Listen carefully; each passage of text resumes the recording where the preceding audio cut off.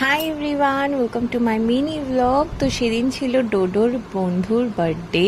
তো সেখানে কি কি খেলাম চলো শেয়ার করি। প্রথমেই ছিল cold drinks, chicken pakora, chips, তারপরে কেক কাটিং হওয়ার পর কেক দেওয়া হয়েছিল।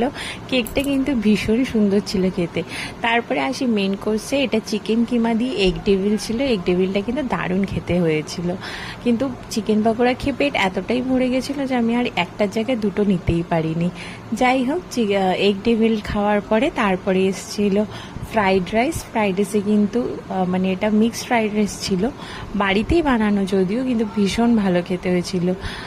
একটা আলাদাই হালকা ফ্লেভার ছিল। আর যেহেতু বাচ্চারা খাবে তাই বাচ্চাদের জন্য ভেবেই বানানো হয়েছিল, ভীষণ হালকাভাবে, কিন্তু খেতে দারুণ হয়েছিল। সাথে ছিল চিকেন, এটা কষা ছিল না ঠিক, বাট চিকেনের একটা গ্রেভি আইটেম ছিল। এটাও এগেন খুব লাইট ছিল, স্পাইসি কম ছিল, বাচ্চাদের কথা মাথায় রেখেই বানানো হয়েছিল, দারুণ খেতে হয়েছিল। এরপরে ছিল চাটনি আর পাঁপড়। আমের চাটনিটা উফ, মানে একটু টকটক, একটু মিষ্টি মিষ্টি, একটা আলাদাই ফ্লেভার ছিল। আর এটা ছিল হচ্ছে কাকিমার হাতের পায়েস, যেটা অসাধারণ ছিল। আজকের ব্লগে এইটুকুই, টাটা।